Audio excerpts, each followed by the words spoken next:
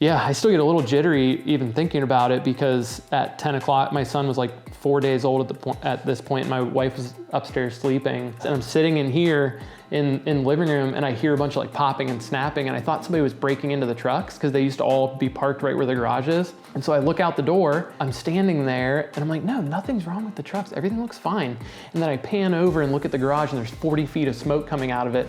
Things were exploding in the garage. We had a 24 by 32 barn that was packed to the gills. And so it was done. The second I saw that, it was done. 911, they were here in 5 minutes. They're literally right there, and nobody got hurt. 2 fire marshals couldn't figure out what it was. Okay, well, welcome back to another episode of the Cost of Doing Business show. We are in Ohio. It is in the middle of August, and I have been enjoying a couple hours here at the Supreme Scapes location. Yep. With a nice new shop, and we've already got to meet all the guys this morning. And I didn't get to see, though, it seemed like those bagels were gone. I didn't see them again when I got back in the shop, so hopefully they ate them. I think so, yeah. Either that or they'll get eaten tomorrow or Sunday. Yep. Yeah. But no, thanks for your hospitality, and it's good to be here, and I appreciate just it's always fun for me to get to meet the team and see the guys. I love to be there early in the morning when all that hustle and bustle is happening. So, but yeah, thanks for having me here, and give us an introduction. Did you go ahead and introduce yourself? Yeah. So my name is Jamie Feie. Been doing landscaping for the last, I think this is our 13th season.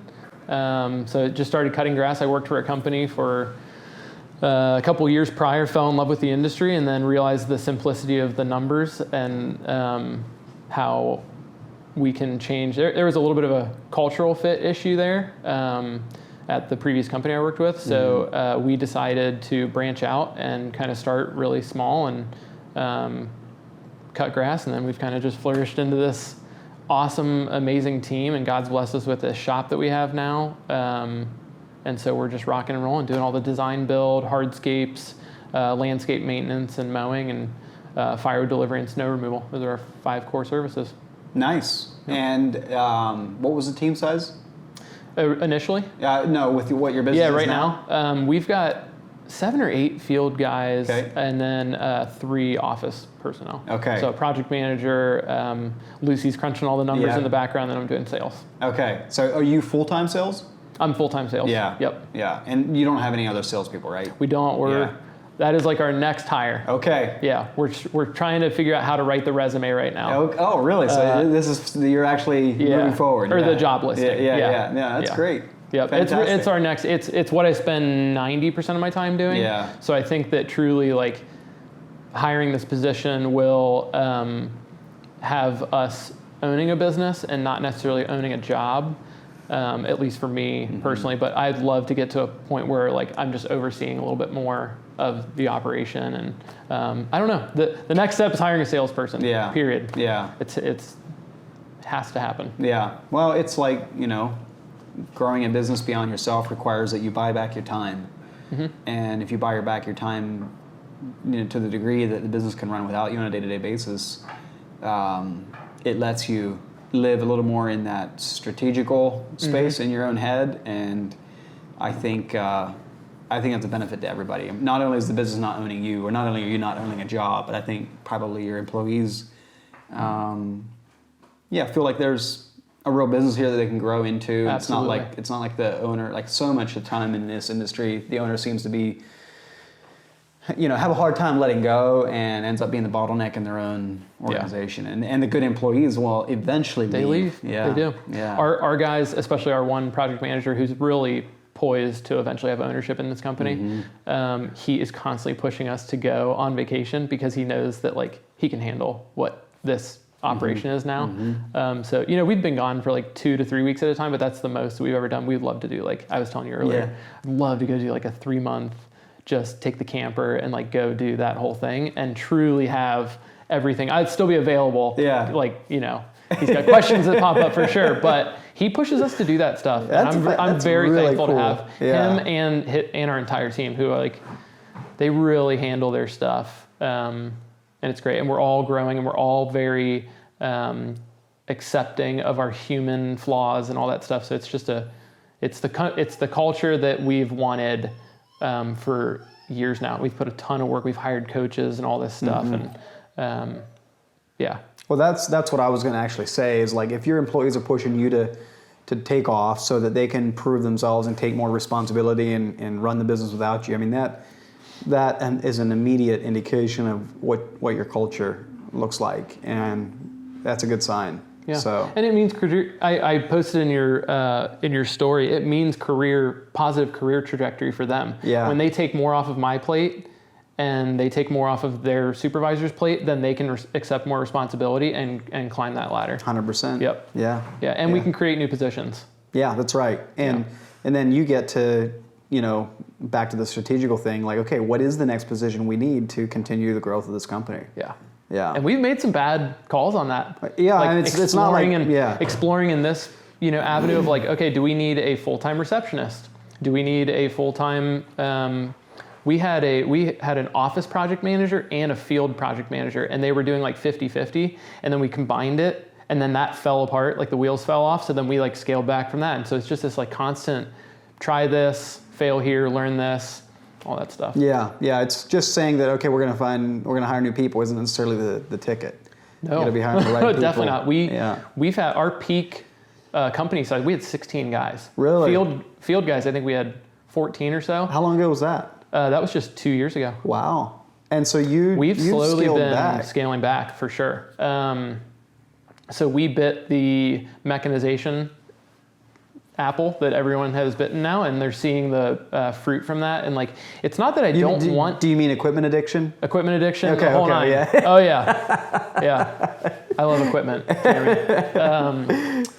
Yeah, dude, it's just unbelievable. And like, you talk to Nick Carlson from Mulchmate, and we purchased a Mulchmate trailer. It is every bit of what they are advertising and then some.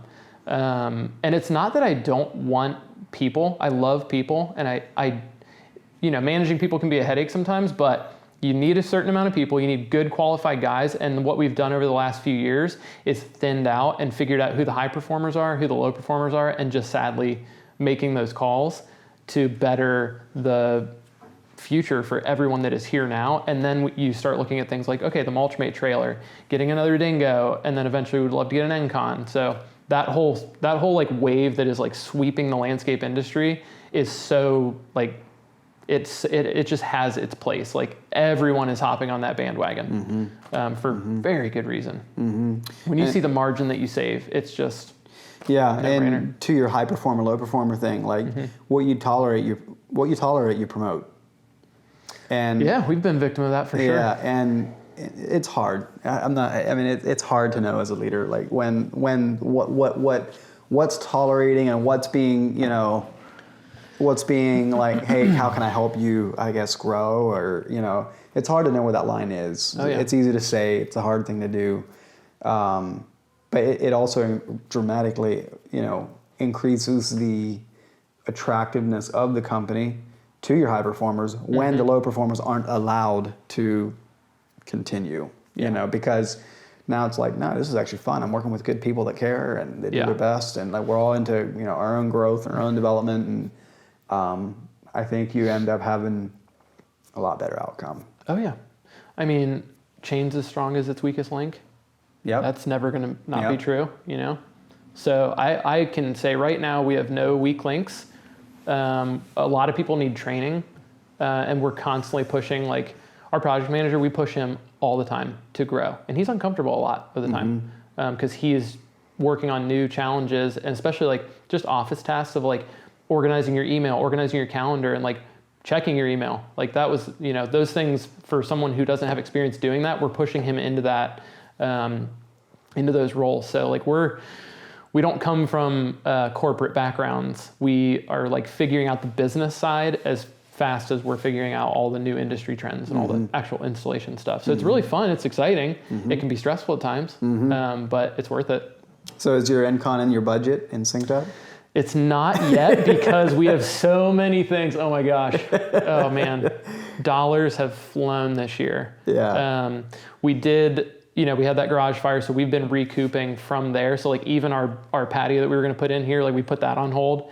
and just luckily we were able to pay for the barn outright, so we're good there, and we're just in like cash saving mode, and then we're going to make an appropriate decision once we have a good emergency fund set up and everything. So we're kind of climbing back up. Talk about that whole barn or garage fire situation.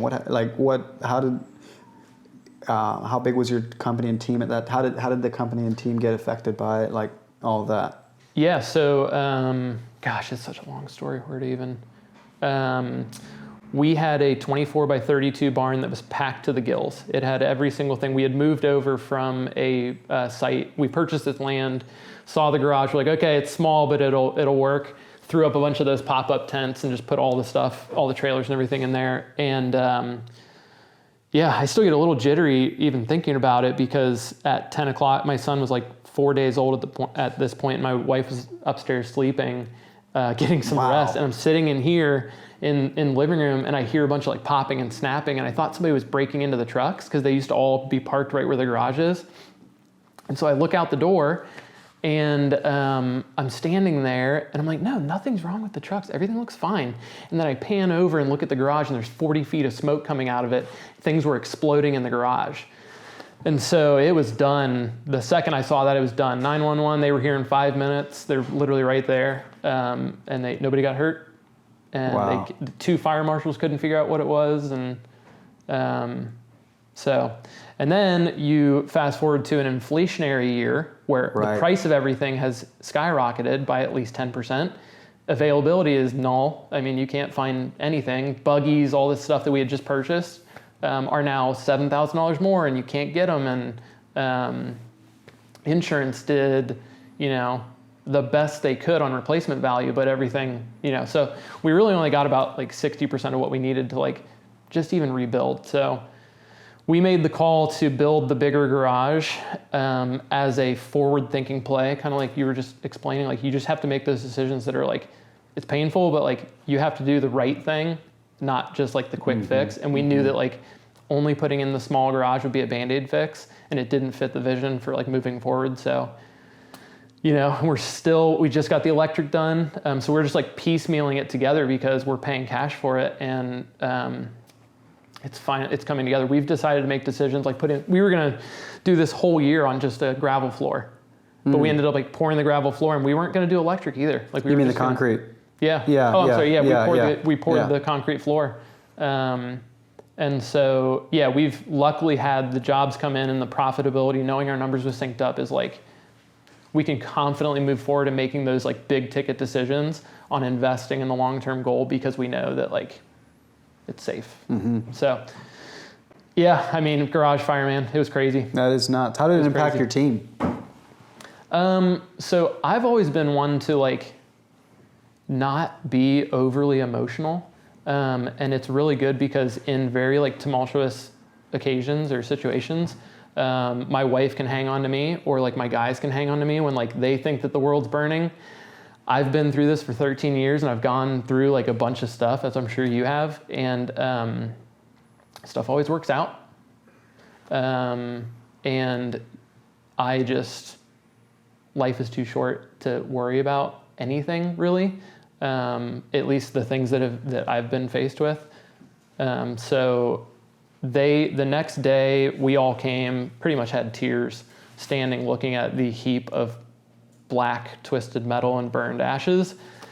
And I just tried to be strong for them, and they verbally communicated over the next couple of days. Like one of my guys called me and said, "I'm so thankful that you're being strong for me, because this is really hard for me."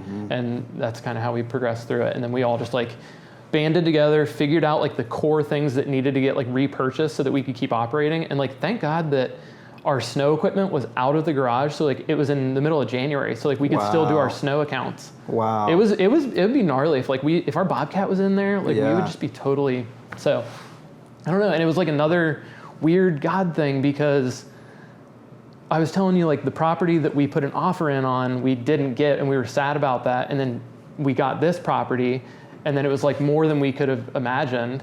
And then we were not going to be able to build the garage that we wanted to for like another couple of years. And then we have this like garage fire, and then now we're able to like build this and like recover. It was uncomfortable. Like It's just crazy. It's amazing. It's really wild. Yeah. Yeah. Wow. Yeah. So that may be the next question I want to ask you is what's been and maybe we just talked about it, but what's the most difficult thing that you've encountered in your business journey? I'm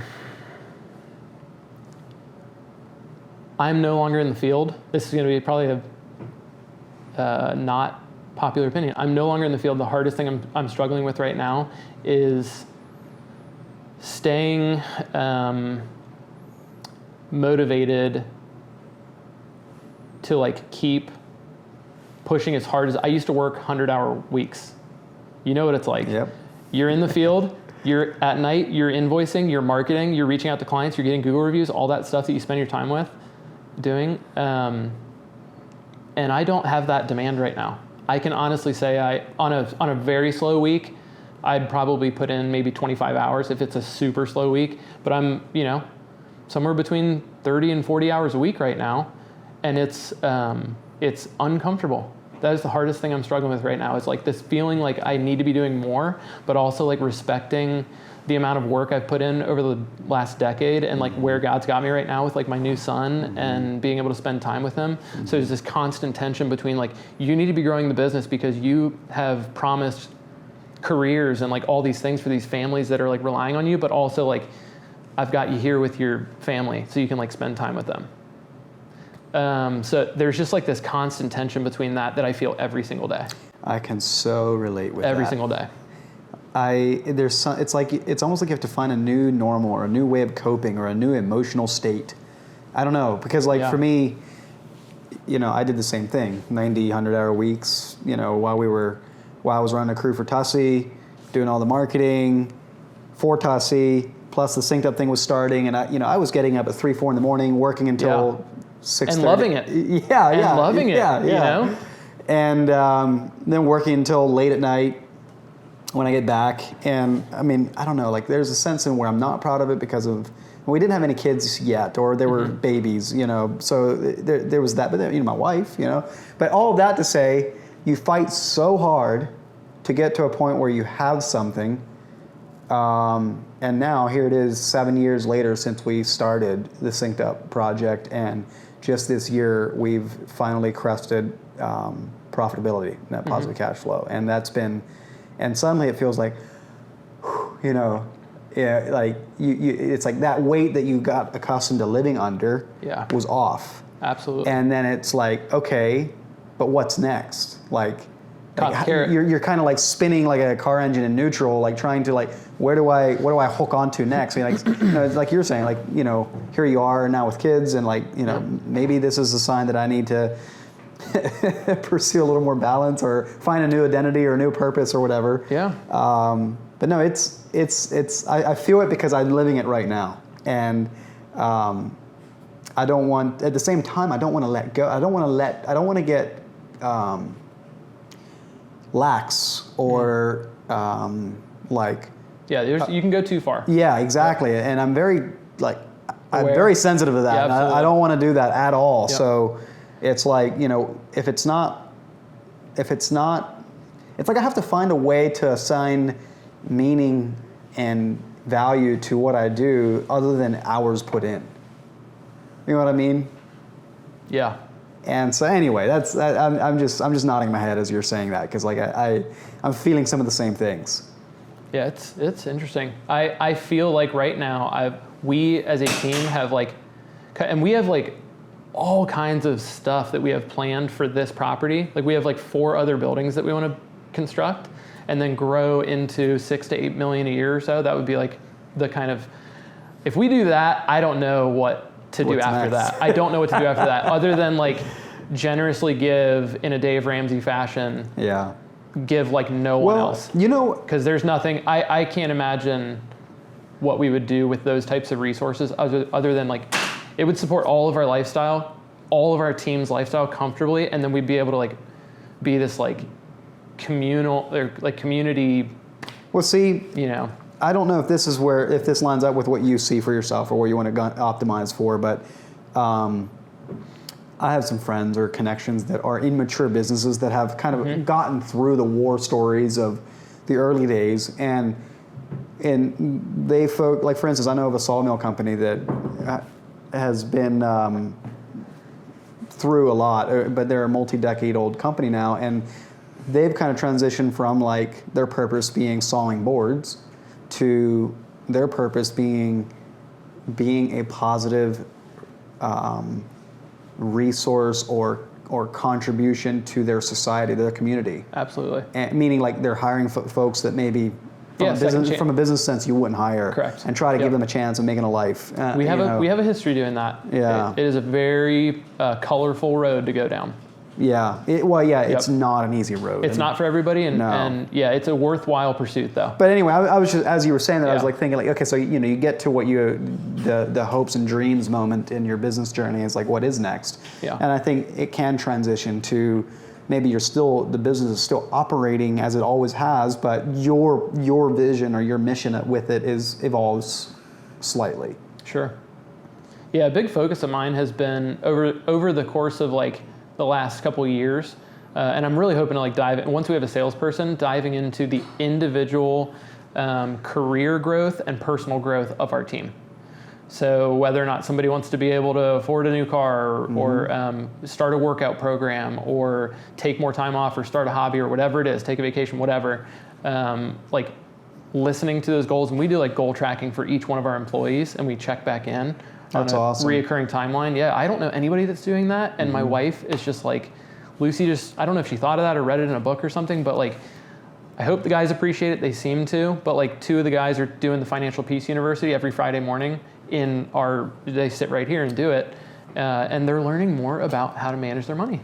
And that is something that is a cultural fit for us. We want people to be like, on top of their stuff and grasping for more, and here we'll help you with whatever we possibly can. I think that contributes to a big thing in culture and in the employee feeling like you care about more than just the production they can crank out. Like you care about their whole being, their whole life, their whole health, their whole well-being. And some weeks it's not that way. Some weeks it does feel like it's focused on production. You know. Sure. I mean the business. We can't. Hell week, and then it's like the next week we're checking in. Like, how are you guys? So one of our guys is going through a pretty tough time, and we had a conversation yesterday about what he's dealing with, and that's just a very important conversation to have.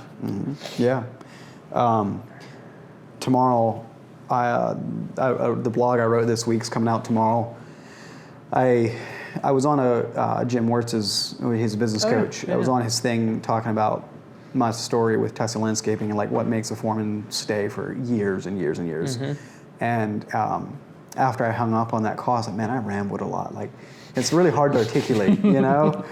And so I sat down and forced myself to kind of try to put thoughts on paper and like, so that's why my blog is coming out this week. But it was a lot of similar, a lot of the things we're hashing out right now are like so a lot of those same things were bubbling to the surface because like it was like when I wanted to hit a bucket list thing or take some time off or whatever or also when I was like, what else can I do for the company? You know, there was always that opportunity or that.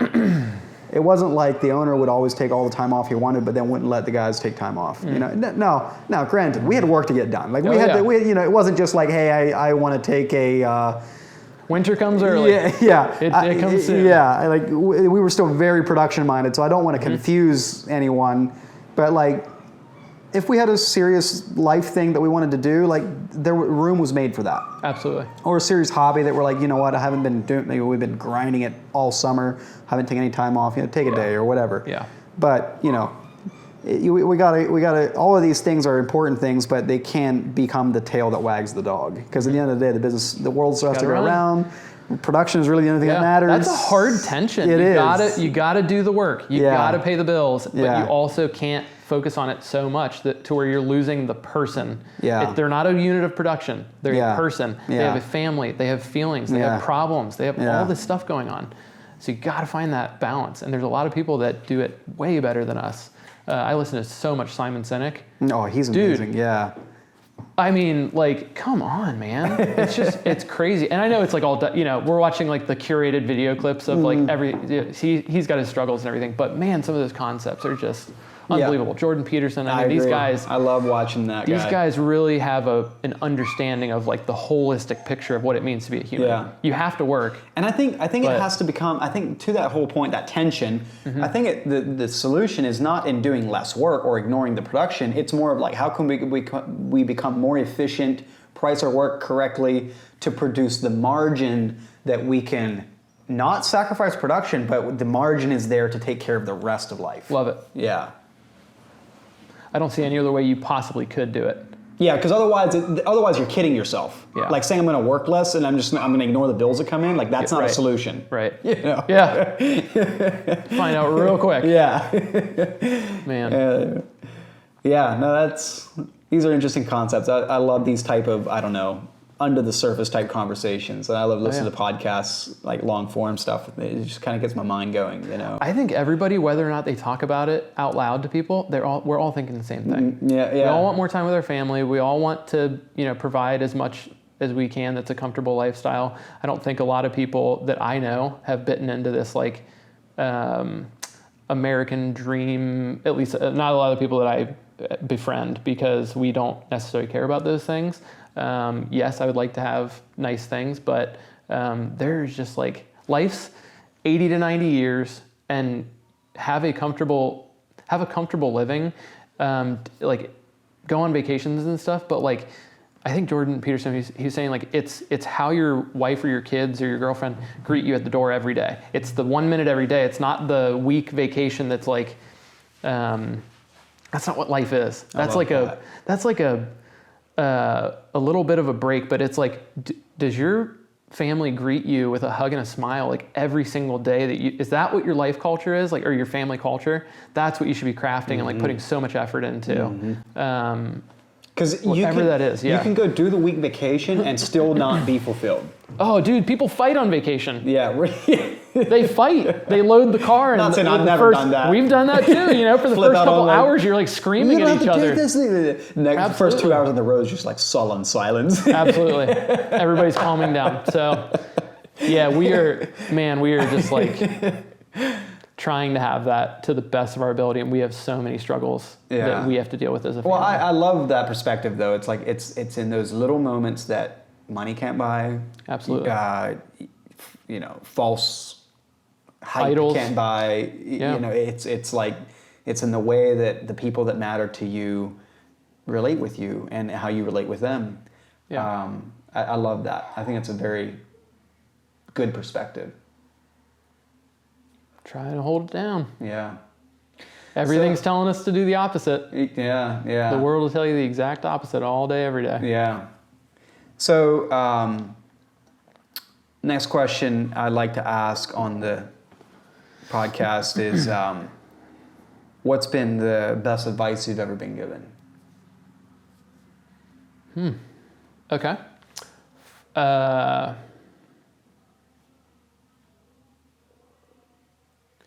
From a business perspective, I think like year 2, I heard a quote that just said money was a byproduct of good service. And if you just focus on the good service, all the money stuff will figure itself out. And a couple years into business, you're trying to figure out the money stuff. That's all you're focusing on. And to a fault, sometimes, I mean, it can really like steer your focus away. But if you focus on doing that extra little like 5 to 10% for your client, and then all of a sudden they're like sending you all their family and friends, which is what ended up happening. We did excellent service, and the money just followed after that. We never really had big monumental, like couldn't make payroll or anything like that. We've had some cash flow crunches for sure, but money as a byproduct of good service is probably the best business advice I've ever gotten. And then, I mean, we do marriage ministry stuff, and we try and do a bunch of, I could go on and on about all that stuff. Yeah. So that's just from a business sense. That was like, you just focus on your client. Listen, do what they're saying to the best of your ability. Recommend things professionally that they should or shouldn't do, and focus on that quality service. Have you ever read the book? I think it's called Excellence Wins by Howard I might be getting, it's a German guy that founded the Ritz-Carlton hotels. Okay. I think the book's title is Excellence Wins or Excellence something. Okay. I'll have to look it up and put a link in when we publish this. But like, in that book, he talks over and over, and basically how he founded his hotel. Like in an era when hotel employees were viewed as the bottom of the ladder. Like he founded it over in Germany, and his whole thing was ladies and gentlemen serving ladies and gentlemen, meaning like equals, right? Like not having bottom of society servants serving the wealthy of the world. And that's how he treated his staff. And he would even go into these third world countries where these people were like, you know, every other corporation that ever got into those countries had struggled and said, don't go in, you know, you can't staff it doesn't work. And he'd go in there with kind of like that philosophy and prove them all wrong. Sure. And he, in his book, he talks about many different stories of, and they kind of have a non-negotiable customer satisfaction, you know, thing. And he talks about story after story after story of upset customer, and that and what they did to try to solve the situation. And he just kept making the same point over and over again, like that people just want to feel heard. You know, even in the most irate, this is ridiculous situation, if they feel heard, they will calm down and actually become reasonable. And it was just amazing. Some of the stories he had given out, like just that principle is what stuck with me from reading that book, was the whole thing about like people just want to feel heard. You can get through really tough, sticky situations if you can genuinely care about the other person and try to hear what they're feeling, what they would like.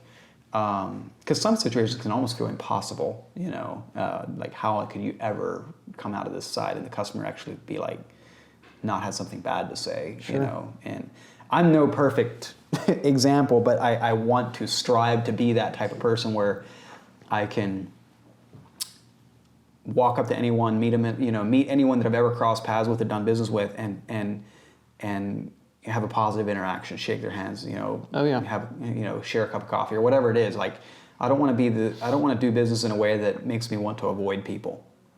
You know. In a decently run business, those scenarios are very seldom. I mean, they come up from time to time because there are unreasonable people. You know, I think there's a line that I would draw. I won't be disrespected to a degree. But I listen. Yeah. I listen and hear you. And if you're still unreasonable, you got to draw a line somewhere, because I'm giving you everything I possibly can from the book, and you still are kind of an unreasonable person. So there are people out there like that would be the exception. But yes, I agree. You have to, so many people, or so many salespeople say, I go and do meetings with clients and they say that they just didn't even listen. The previous salespeople that they may have had there after us or whatever, they just didn't even listen. Like they were recommending things that they didn't even want. And I'm just like, how is that even, I'm here for you. You're paying for me to sit here at your table and listen to you and steer you away from stupid ideas and costs, you know, all the aspects that they know nothing about. And so just listening, I mean, yeah, and I think super simple. It's like every one of these catchy little one-liners that people just want to feel heard. As an example, like I'm just thinking about what you just said. It's like every one of them has a counterweight balance on the other end. Like what you said, you know, where you draw a line and you won't be. There comes a point where you won't be disrespected or whatever however you had said that. And I think as you were saying it, I was just wondering, like, I'm trying to decide in my own mind if there's a difference between a customer treating one of my staff poorly versus me. That's a red zone for us. Yeah, because like you can't treat my staff disrespect. And you can talk to me whatever you want. You can say whatever you want to I'll me. take way more than my staff will. Yeah. Absolutely, yeah. And I'll butter them up and try and reverse it. But if you are coming at our team in a certain way, which doesn't happen very often, it's happened,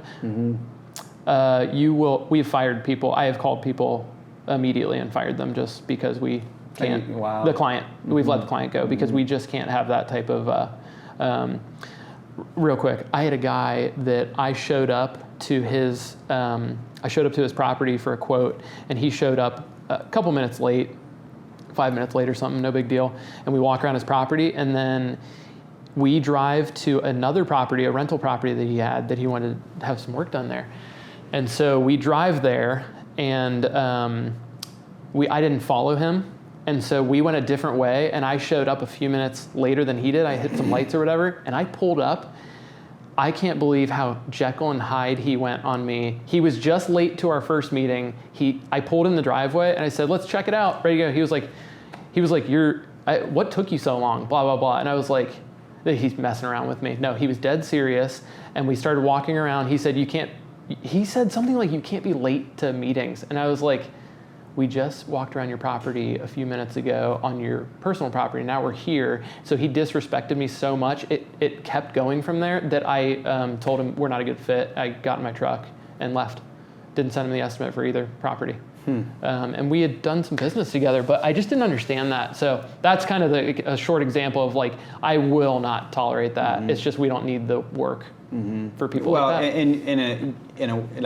The way I would frame that is, you were preventing an even worse situation for your team later. Who knows? Yeah. Who knows if he's treating the owner of the company like this, which I guess we get a little bit more, grace from clients. But so there's been a few cases where our team has come and said things that clients have said to them, like telling them that they're stupid or whatever, and it's just, that's not okay. Yeah. So I've actually called those clients and had those conversations, and some of them are still our clients and some of them aren't. Yeah. So some people, you never know what people are going through. You never know. Some people, when they get called out, or when maybe they'll feel terrible about it later or whatever.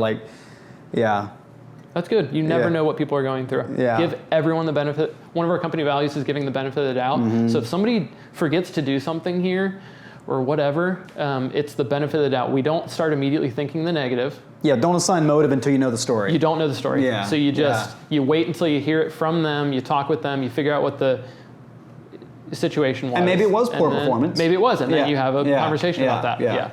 Yeah, but it's like sometimes you run into, we probably all run into situations where like you're thinking to yourself like, what in the world, this is ridiculous, like they knew better than this. Then you hear later like, oh, I had no idea. Okay, that makes total sense now why that happened that way. And you're thinking like you've already gone to the 10th degree of like thinking, I can't, whatever it is, but it's wild. Yeah. Crazy. Well, I don't think I asked you, what does your typical bread and butter job site look like?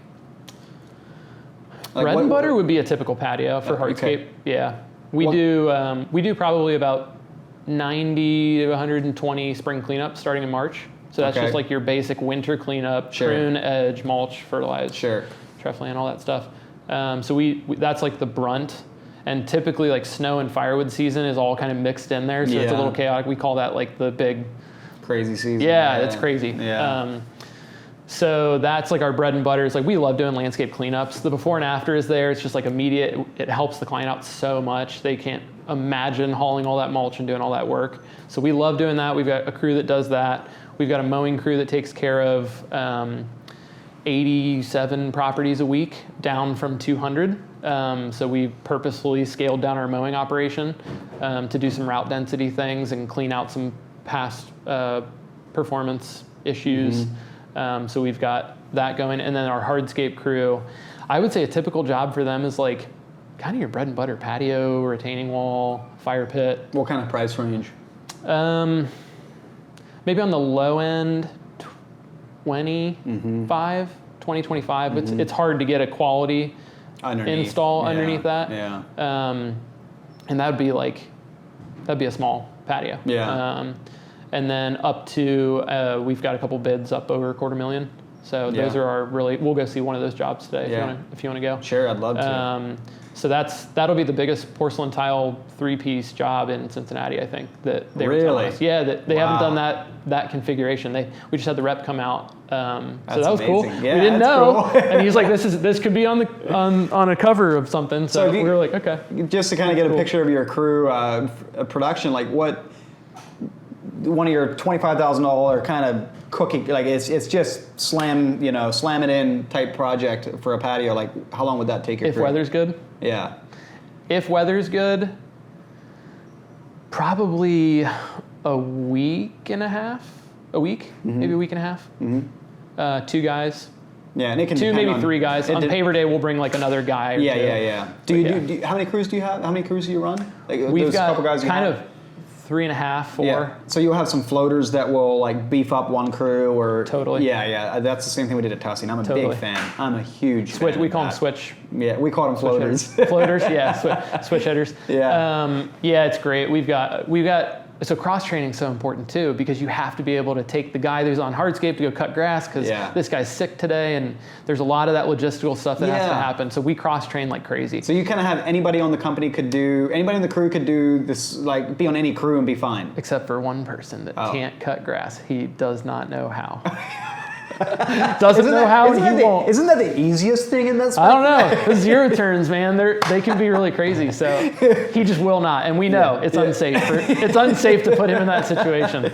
What's funny is like, well, we did that at Tussey too. I know there's some companies that kind of have like their hardscape crew and their like their property maintenance crew. We are designated. Yeah. Yep. And at Tussey, we always had like, I mean, any crew could do the hardscape, to do the whole thing, like the hardscape, the pavilion or pergola, the water feature, the landscape, they could do the lighting, like they could do the whole thing. That's kind of how we ran.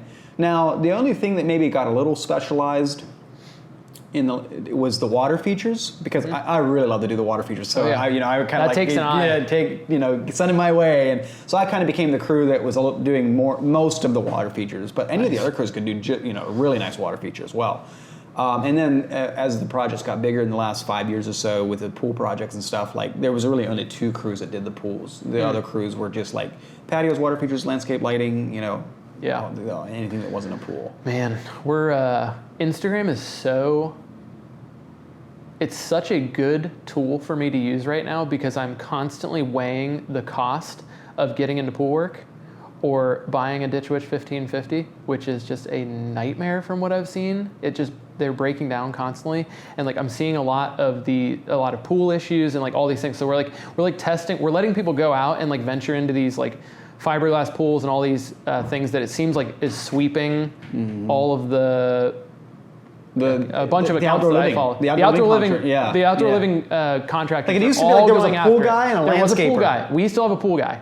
You do? Yeah. But like what I was saying is like in the past it seemed like you'd have pool contractors and then you'd have landscapers. Correct. Now they're kind of coming together with the whole fiberglass pool thing. Especially like larger, there's a few large firms in Cincinnati that are doing like full design build general contracting. So they do subcontract out the pool, and we do that too. We haven't subcontracted out a pool before. Yeah. But yeah, there's just a really interesting dynamic between watching all these guys get into pools on Instagram and like seeing all the information that's flooding in on like the ins and outs of doing that, and like we're testing the theory through their lens. Like we're watching a lot of stuff from the background. From my observance, getting into fiberglass pools is a lot easier than vinyl or granite. Like it's basically you're sinking a big bathtub into the ground. Now you got to get it right, level. Oh, you got to get it right. Got to do the right backfill. All that stuff is super important, but it's easier. Yeah. And one like Steve Kidwell from Prime Outdoor, I was just there on my way out here. That's all he does. He stopped doing hardscape and he's literally just slamming pools in the ground. Is he? Okay. Pulling off with a concrete collar around the pool, and the homeowner does the rest. Interesting. And he's doing really well. Oh, the homeowner just is on their own to hire a hardscaper? Yeah, he's literally just the pool guy. Got it. And on the flip side, why we did it at Tussey was because we got to the point where we were losing big design build projects because the guy that put the pool in got it. They did the rest of the project, and so we're like, well, we got to do pools so we get these big design build projects. Yep. And when we did that, and it can be a deal breaker. The fact that I have to sub the pool out means that my estimate is going to be X amount over the guy who's doing it in-house. Yeah. There's a lot of guys doing it in-house, so we haven't gotten some pool bids because of that. Yeah. I mean, how we started breaking into it was we made a relationship with a pool builder. Yep. And did probably half a dozen or so jobs with him, setting the pool and doing it all. And then the liner pools are no big deal. It's fiberglass ones that are expensive and but they're and a lot of these guys are becoming dealers. Yeah, well, that's so they get dealer they get dealer pricing, and then we're going up against a in-house hardscaper who is a pool dealer, and then we're having to sub out a pool contractor, mark it up. So we're testing we've sent some bids out, but I would say the end result for Tussey Landscaping story it felt like we were plateauing a little bit on revenue. Like it's a pretty rural market. Like the closest city the size of Cincinnati is Pittsburgh. I'm so excited to see it. Yeah. Oh, I can't wait. So we were plateauing a little bit on like how much work can we squeeze out of these hills, and then we started doing the pools. At least that's the way it felt. I don't know if that was perceived or real, but like when we started doing the pools, like over the next 3 to 5 years, it doubled the company's revenue because suddenly you were going from the biggest jobs we ever do, or maybe 200,000, 300,000 to now the biggest jobs we do are 700 and north. Like Heck the yeah, biggest man. one was over $1 million, Yeah. And it's because like the pool itself is anywhere from a pretty much $100,000 to $200,000 component of the project. Absolutely. And so suddenly you're doing these huge multi-six-figure projects, and we did all of that without really hiring a ton. Like Tassi hired they might have added, I don't know, maybe 5 people over the last 5 years. Okay. So they went from being 3-ish million to 6-ish million with only maybe 5 additional employees inside of 4 or 5 years. Great. And that was, I would attribute that to the, getting into the pools. Yeah. So it can be a real good thing, but you got to decide, I guess, what you're going to do with your business and what. And they sub the pool workout? No. It is brought it in-house. in-house. Okay. Brought it in-house, yeah. So you got to make the correct hire to do that. Someone who's Well, educated. one of our guys had worked for a pool company before they went to work Okay, for so Tassi. he had skills. He had skills, Yeah, and we went down to river pools, got certified, trained, all that stuff. So basically, the 2 crews that handled the biggest projects either of them can do a pool. Yeah. So now Tussie guys are roping in. They're bringing the crane in, and roping it and putting it in place. That's what it takes. Yeah.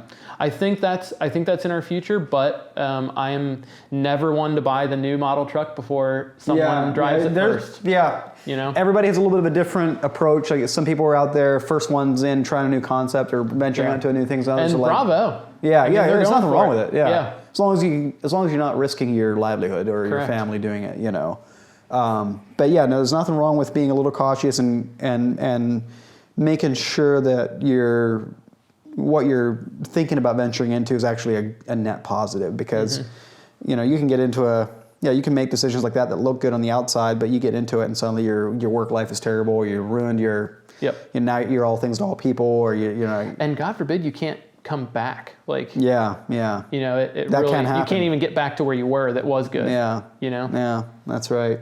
That would be tough. Talk to me about your story with software. Like, what did you do in the beginning? What did you do next? What did you do after that? Let's talk about that progression. So year 1 was Word documents. Okay. Printing out invoices. Yep. Tri-folding them. Envelope. Snail mail. My tongue could only take so much. It was a rough go.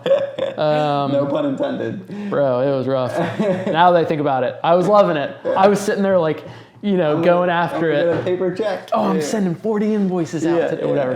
Yeah. And then waiting for cash flow nightmare. Mm-hmm. So super snail mail system. And then we found Excel. So we started doing everything on Excel and emailing things. And then we found Jobber. And Jobber was I never heard the term CRM, never knew about any of that. Centralized location for doing anything. I was literally hand typing and printing out estimates. So we got Jobber, and that was an unbelievable. We were using a whiteboard for our calendar, so we were like dry erasing and shifting things around on rain days, moving magnets around, and all as best we possibly could stay organized, because we knew that was a key component in growing. And so Jobber was like unbelievable. The fact that we could click a button and get paid, and we were just like loving it, cloud 9. And then you start to scale into like just different aspects that a larger company has, more complex situations.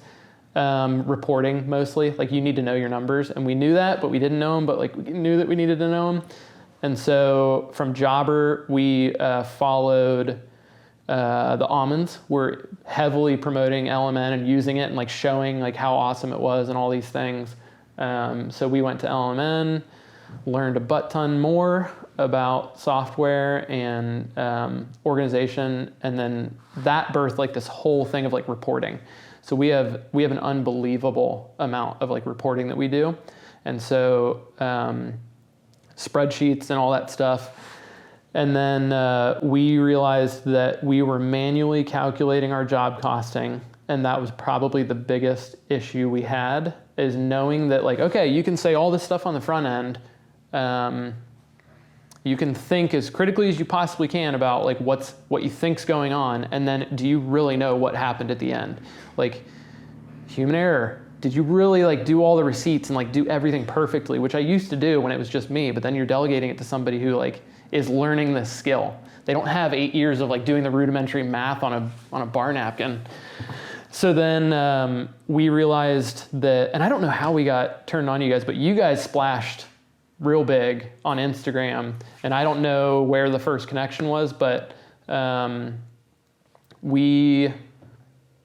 don't know if we went to a SynkedUP booth at Equip or what, but we saw the job costing thing, and we were like, that's the solution. That is like the only thing that's missing right now from our whole situation we have going on. So that was like it, and then we switched over. The cool thing that I was telling you about with LMN is we had already done all the big implementation, crazy number gathering and all this stuff. So it was like from LMN to SynkedUP was like, it couldn't have been simpler because we had done all the hard work on I remember talking to you. You were hesitant about the idea of going through a whole onboarding thing all over again, and because we were hesitant to even go to LMN because we were pregnant. And we had this huge time crunch. Like, we hired someone to take over Lucy's responsibilities because we wanted to give her a true maternity leave. And then, so that happened. We did the implementation in the winter, and we were supposed to be ready by March. The person that we hired quit for Lucy. So she had to hop back on 7 months pregnant, 8 months pregnant, whatever it was, and like figure out all of this stuff. So it was a super stressful time. Before she even had the baby. Yeah. Oh my. And then Henry came in. It was interesting to say the least. Lots of stuff all up in the air because we had just switched from Jobber over to LMN, and we're like trying to learn this new software while having a newborn, and like the garage fire, bro. It was it was the hardest thing we've ever had to do, ever. Our entire team was feeling it. So then we switched. So that was like implementing on steroids because of all the other external factors. So then we had like all that work done, and we like knew the basic concepts, and then we had that phone call with Chris, and it was like just super easy to just switch over. Good. And now we're loving the job costing. We talked a bunch about like just little bug things, but I mean, it's a functional software that is saving us tons of time. Yeah. And you guys will continue to improve it. Well, that's one of the questions. I don't think I've ever asked this on the podcast before, but like that's one of the questions I want to force myself to ask because that's the only way we'll get better. But like so you love the job costing. What's the thing that you dislike the most about it? About the software in general?